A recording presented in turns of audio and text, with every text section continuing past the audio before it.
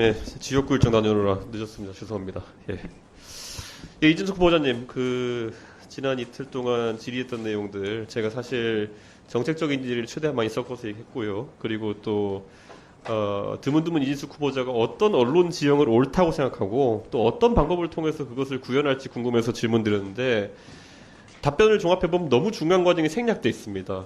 그래서 뭐 좌파 언론 노조에 장악되었다라는 인식, 그래서 그것을 어떤 식으로인지 좀 바꿔야겠다는 인식, 그런 것까지는 이해하겠는데 그 방법론이 보이지 않아서 사실 이랬을 때 인식만 있고 구체적 해법이 보이지 않는 경우에 뭐 역사적으로도 좀 과격한 비유일지 모르겠지만은 예를 들어 뭐 유태인들이 경제계를 장악하고 있다, 아니면 조선인들이 뭐 문제를 일으켰다, 뭐 이런 아주 간단한 세계관을 가지고 문제를 해결하러 들어가면은 아주 과격한 수단들이 동원되는 경우가 있습니다. 그리고 이게 실제 정권을 넘나들면서 언론에서 갈등이 많았던 이유인 것 같기도 한데요.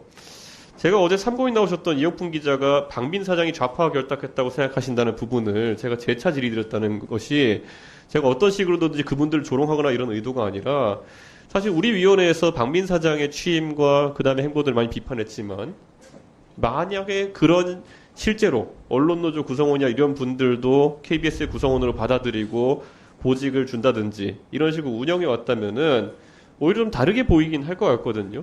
그래서 저는 앞으로 이진숙 후보자도 지금 계속 강조하시는 위협, 그 리스크라는 거는 한 언론사의 89% 정도의 구성원 정도, 다른 언론사 한 60% 정도 구성원 정도가 특정한 문제가 있다고 판단하시는 노조의 구성원이라 했을 때 이걸 어떻게 바꾸실지가 아직까지 대안이 없어 보여요. 가가지고 이걸 나중에 일사천리로 어떻게 척결하겠다는 방식이 될지.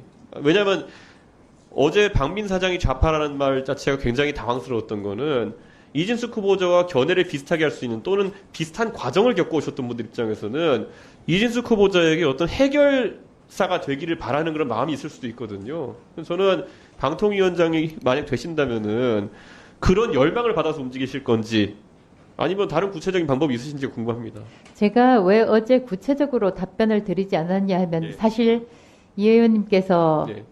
제기하신 질문은 굉장히 중요한 사안이라고 생각합니다. 그리고 말씀하신 대로 A 공영방송사에는 노조원이 비계약직, 계약직까지 포함하면 숫자가 약간 달라질 수 있지만 어쨌든 압도적인 인원이 민노총 소속 언론인들 또는 직원들이기 때문에 사실은 금방 해결하기가 쉬운 문제는 아닙니다. 그러나 해결이라는 표현이 그러면은 그 비유를 바꾸시는데 목적이 있는 겁니까? 아니 그런 뜻이 아니라 네. 제가 왜 구체적으로 말씀을 안 드렸냐면 방송통신위원장이 특정 언론사에 대해서 앞으로 어떻게 하겠다라고 얘기하는 것은 마땅치 않다고 생각합니다. 다만 그렇게 공영 언론사의 사장이 제대로 선임될 수 있도록 그 대주주인 방송문화진흥회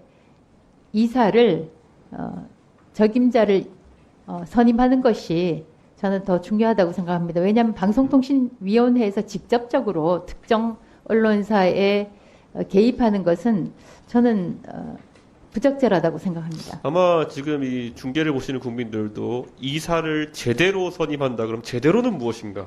그럼 맞습니다. 지금의 이사진은 예. 제대로 안 되어 있다고 판단하시는 이유가 무엇인가?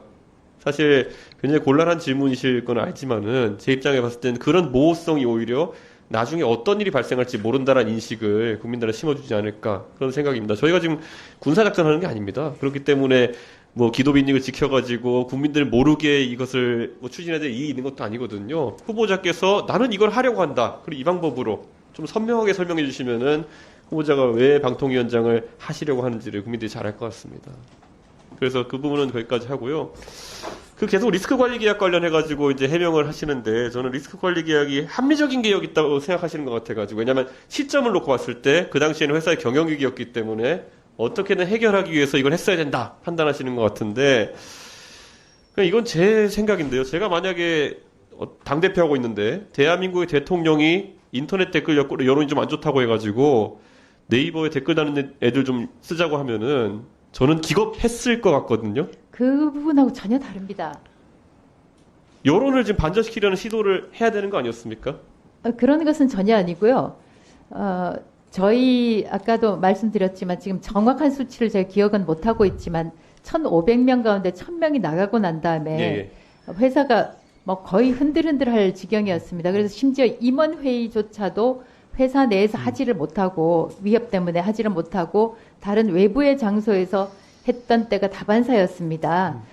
그런 와중에 저희가 회사도 제대로 들어가지 못하는 와중에 회사 올림픽도 앞두고 있고 그해 대선이 있었는데 어떻게 MBC라는 회사를 제대로 홍보할 수 있겠는가 그런 방법을 저희는 찾았던 것입니다.